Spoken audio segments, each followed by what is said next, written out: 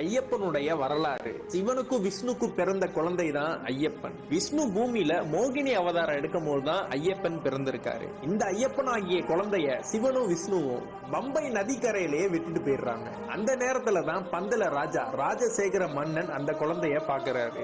அந்த குழந்தையோட கழுத்துல மணி மட்டும் தொங்குனனால அவருக்கு மணிகண்டன் பேர் வைக்கிறாரு. தனக்கும் ரொம்ப வருஷமா குழந்தை இல்லாதனால அந்த குழந்தைய இவர் வளர்க்க ஆரம்பிக்கிறாரு. இவரோட அரண்மனைக்கு அந்த குழந்தைய கூட்டிட்டு போய் பாசத்தையும் வீரத்தையும் சொல்லி கொடுக்கிறாரு இந்த பந்தல ராஜா.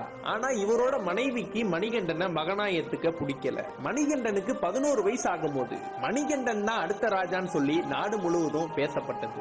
அதனால பந்தல ராஜாவின் மனைவி ஒரு பிளான் போடுறாங்க. தனக்கு உடல்நிலை சரியில்லாத மாதிரியும் அதை குணப்படுத்துவதற்கு புலிப்பால் குடித்தால் மட்டும்தான் அது சரியாகிற மாதிரியும் ஒரு பிளான போட்டு மணிகண்டனை புலிப்பால் கொண்டு வர ஒரு காட்டுக்கு அனுப்புறாங்க. அந்த பந்தல ராஜாவோட மனைவி மணிகண்டனை சாதாரணமா எடை போட்டு புலி அடிச்சு மணிகண்டன் இறந்துருவாருன்னு நினைச்சாங்க. ஆனா அங்க என்ன நடந்ததுன்னு தெரியுமா?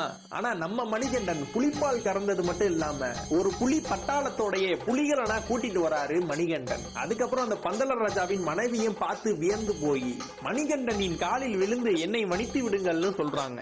என்னை நீங்கள் பெறாவிட்டாலும் என்னை வளர்த்து ஆளாக்கியவள் நீங்கள். எனக்கு இந்த ராஜ பதவிகள் வேணாம். எனக்குன்னு ஒரு இருப்பிடத்தை நான் அமைத்துக் கொண்டு அங்கு வரும் பக்தர்களுக்கு நான் அருள்பாலிக்க விரும்புகிறேன் சொல்றாரு. பந்தல ராஜாவிடமும் ஒன்னு சொல்றாரு. நான் இங்க இருந்து ஒரு அம்பு விடுகிறேன். அந்த அம்பு எங்கே போய் வீழ்கிறதோ அந்த இடம் தான் வேணும்னு சொல்றாரு. அந்த அம்பு விழுந்த இடம் தான் சபரிமலை. இந்த கலியுகத்துக்கே கண்கண்ட தெய்வமா இருக்கிறவர் தான் சபரிமலை ஐயப்பன்.